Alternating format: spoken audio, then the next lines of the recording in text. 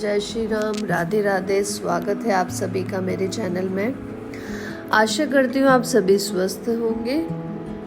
तो कल हमने 33वां सर्ग पूरा किया था। आज हम 34वां सर्ग प्रारंभ करने जा रहे हैं। तो श्रवण कीजिए आज का सर्ग। जब कमल नयन श्याम सुंदर उपमार रहित महापुरुष श्री राम ने सूत सुमंत्र से कहा, आज पिताजी को मेरे आगमन की सूचना दे दीजिए। तब श्री राम की प्रेरणा से शीघ्र ही भीतर जाकर सारथी सुमंत्र ने राजा का दर्शन किया। उनकी सारी इंद्रियां संताप से कुलुषित हो रही थी। वे लंबी सांस खींच रहे थे। सुमंत्र ने देखा पृथ्वीपति महाराज दशरथ राहुग्रस्त सूर्य राग से ढकी हुई आग तथा जल शून्य तालाब के समान श्रीहीन हो रहे हैं। उनका चित्त अत्यंत व्याकुल है और वे श्री राम का ही चिंतन कर रहे हैं। तब महाप्राज्ञ सूत ने महाराज को संबोधित करके हाथ जोड़कर कहा, पहले तो सूत सुमंत्र ने विजय सूचक आशीर्वाद देते हुए महाराज की अभ्युदय कामना की। फिर भय से व्याकुल मंद मधुर वाणी द्वारा यह बात कही, पृथ्वीनाथ, आपके पुत्र सत्य पराक्रमी पुरुष सिंह श्री राम ब्राह्मणों तथा आर्ष सेवकों को अपना सारा धन देकर द्वार पर खड़े हैं। आपका कल्याण हो, ये अपने सब सुहृदयों से मिलकर उनसे विदा लेकर इस समय आपका दर्शन करना चाहते हैं।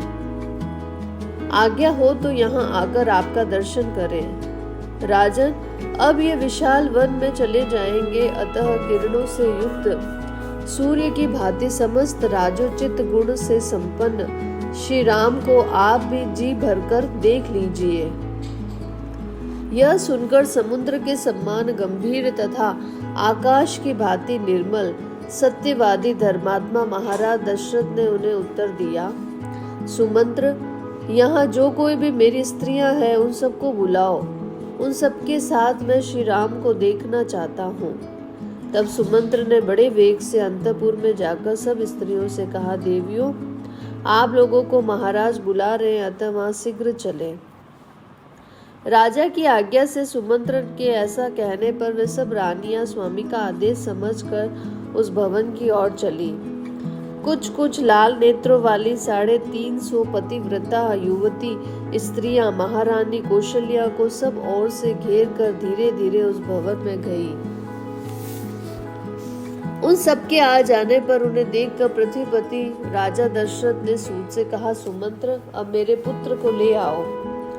आज्ञा पाकर सुमंत्र गए और श्री राम, लक्ष्मण तथा सीता को साथ लेकर शीघ्र ही महाराज के पास लौट आए। महाराज दूर से ही अपने पुत्र को हाथ जोड़कर आते देख सहसा अपने आसन से उठ खड़े हुए। उस समय स्त्रियों से घिरे हुए वे नरेश शोक से आर्त हो रहे थे। श्री राम को देखते ही वे प्रजापालक महाराज बड़े वेग से उनकी ओर दौड़े, किंतु उनके पास पहुंचने के पहले ही दुख से व्याकुल हो पृथ्वी पर गिर पड़े और मूर्छित हो गए। उस समय श्री राम और महारथी लक्ष्मण बड़ी तेजी से चलकर दुख के कारण अचेत से हुए शोकमग्न महाराज के पास पहुंचे। इतने में ही उस राजभवन के भीतर सहसा आभूषणों की ध्वनि के साथ सहसों स्त्रियों का हाँ राम यह आर्तनाद गूंज उठा। श्री राम और लक्ष्मण दोनों भाई भी सीता के साथ रो पड़े और उन तीनों ने महाराज को दोनों भुजाओं से उठाकर पलंग पर बैठा दिया। शोका अश्रु के सागर में डूबे हुए महाराज दशरथ को 2 घड़ी में जब फिर चेत हुआ, तब श्री राम ने हाथ जोड़कर उनसे कहा, महाराज, आप हम लोगों के स्वामी हैं। मैं दंडकारणियों को जा रहा हूँ और आपसे आज्ञा लेने आया हूँ। आप अपनी कल्याणमयी दृष्टि से मेरी ओर देखिए।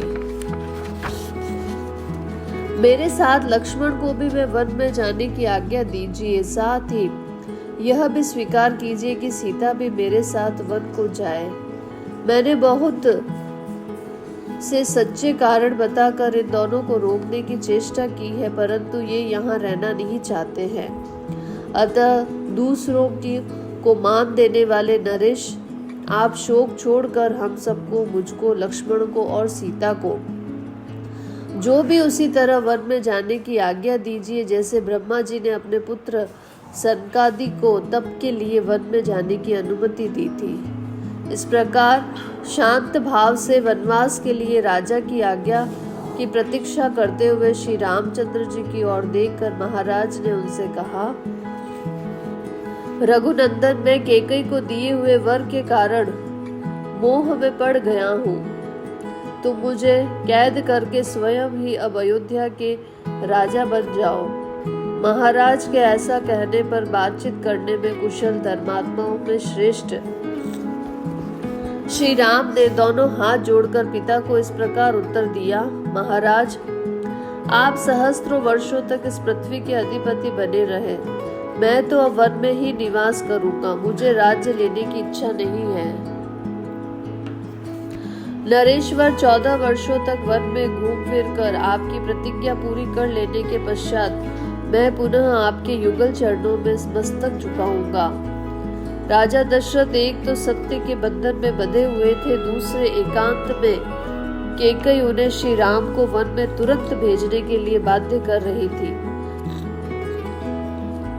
इस अवस्था में वे आर्तः भाव से रोते हुए वहां अपने प्रिय पुत्र श्री राम से बोले, तात, तुम कल्याण के लिए, वृद्धि के लिए और फिर लौट आने के लिए शांत भाव से जाओ। तुम्हारा मार्ग विघ्न बाधाओं से रहित और निर्भय हो। बेटा रघुनंदन, तुम सत्य स्वरूप और धर्मात्मा हो। तुम्हारे विचार को पलटना तो असंभव है, परंतु रात भर और रह जाओ, फिर एक रात के लिए सर्वथा अपनी यात्रा रोक दो। केवल एक दिन भी तो तुम्हें देखने का सुख उठा लूं। अपनी माता को और मुझको इस अवस्था में देखकर आज की इस रात में यही रह जाओ। मेरे द्वारा संपूर्ण अभिलषित वस्तुओं से तृप्त होकर कल प्रातः काल यहाँ से जाना। मेरे प्रिय पुत्र श्री राम, तुम सर्वथा दुष्कर कार्य कर रहे हो। मेरा प्रिय करने के लिए ही तुमने इस प्रकार वन का आश्रय लिया है। परंतु बेटा रघुनंदन, मैं सत्य की शपथ खाकर कहता हूँ कि यह मुझे प्रिय नहीं है। मुझे तुम्हारा वन में जाना अच्छा नहीं लगता है। यह मेरी स्त्री कैकेयी राख में छिपी हुई आग के समान भयंकर है। इसने अपने क्रूर अभिप्राय को छिपा रखा था। इसी ने आज मुझे मेरे अभिष्ट संकल्प से विचलित कर दिया है। कुलोचित सदाचार का विनाश करने वाली इस कैकेयी ने मुझे वरदान के लिए प्रेरित करके मेरे साथ बहुत बड़ा धोखा किया है। इसके द्वारा जो व्यंजना मुझे प्राप्त हुई है उसी को तुम पार करना चाहते हो।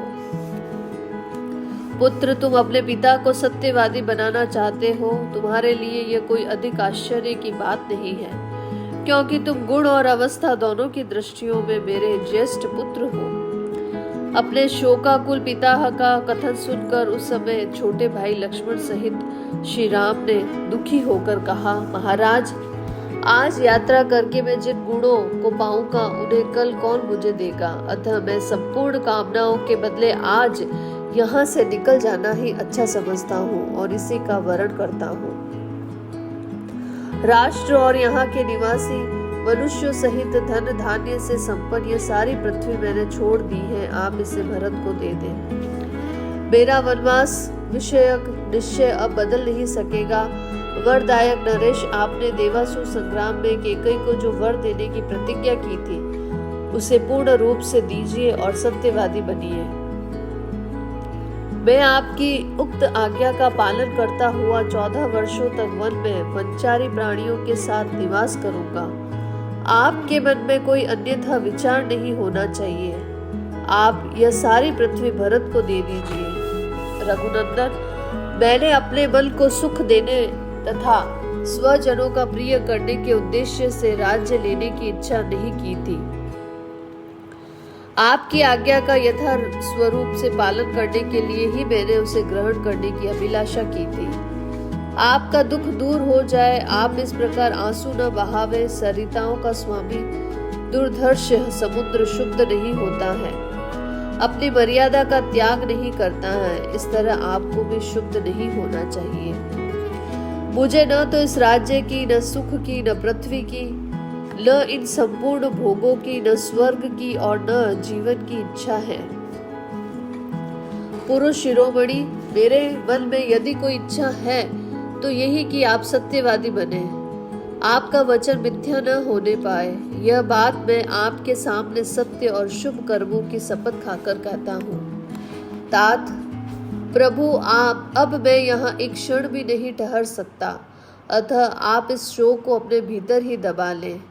मैं अपने निश्चय के विपरीत कुछ नहीं कर सकता। रघुनंदन, कैकेयी ने मुझसे यह याचना की कि राम, तुम वन को चले जाओ।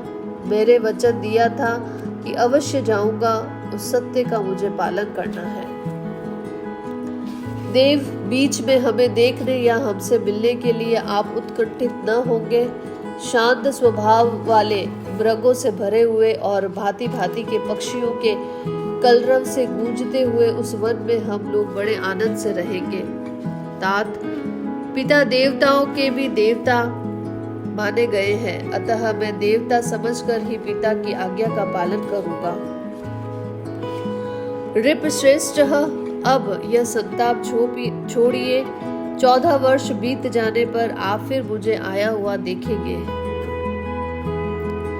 पुरुष सिंह, यहाँ जितने लोग आंसू बहा रहे हैं, इन सबको धैर्य बंधाना आपका कर्तव्य है। फिर आप स्वयं ही इतने विफल कैसे हो रहे हैं? यह नगर, यह राज्य और यह सारी पृथ्वी मैंने छोड़ दी है।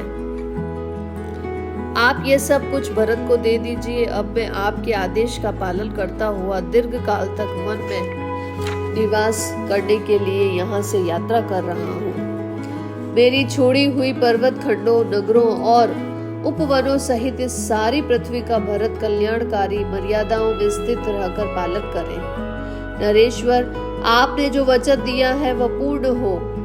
पृथ्वीनाथ, निष्पाप महाराज, सत्पुरुषों द्वारा अनुमोदित आपकी आज्ञा का पालन करने में मेरा मन जैसे लगता है, वैसे बड़े बड़े भोगों में तथा अपने किसी प्रिय पदार्थ में भी नहीं लगता है। अतः मेरे लिए आपके मन में जो दुख है वह दूर हो जाना चाहिए। निष्पाप नरेश, आज आपको मिथ्यावादी बनाकर मैं अक्षय राज, सब प्रकार के भोग, वसुधा का आधिपत्य, मिथिलेश कुमारी सीता तथा अन्य किसी अभिलषित पदार्थ को भी स्वीकार नहीं कर सकता। मेरी एकमात्र इच्छा यही है कि आपकी प्रतिज्ञा सत्य हो। मैं विचित्र वृक्षों से युक्त वन में प्रवेश करके फल मूल का भोजन करता हूँ। वहाँ के पर्वतों, नदियों और सरोवरों को देख देख कर सुखी होऊंगा। इसीलिए आप अपने मन को शांत कीजिए। श्री राम के ऐसा कहने पर पुत्र बिछोह के संकट में पड़े हुए राजा दशरथ ने दुख और संताप से पीड़ित हो उन्हें छाती से लगाया और फिर अचेत होकर वे पृथ्वी पर गिर पड़े। उस समय उनका शरीर जड़ की भांति कुछ भी चेष्टा न कर सका।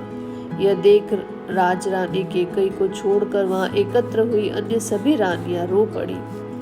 सुमंत्र भी रोते रोते मूर्छित हो गए तथा वहां सब और हाहाकार मच गया। इस प्रकार से आदि काव्य अयोध्या कांड में 34वां सर्ग पूरा होता है। कल हम 35वां सर्ग प्रारंभ करेंगे। 35वें सर्ग में हम सुमंत्र के समझाने और फटकारने पर भी कैकेयी का टस से मस न होने का वर्णन किया गया है। तो आप मेरे चैनल पर नए हैं तो चैनल को लाइक, सब्सक्राइब और शेयर करें। धन्यवाद।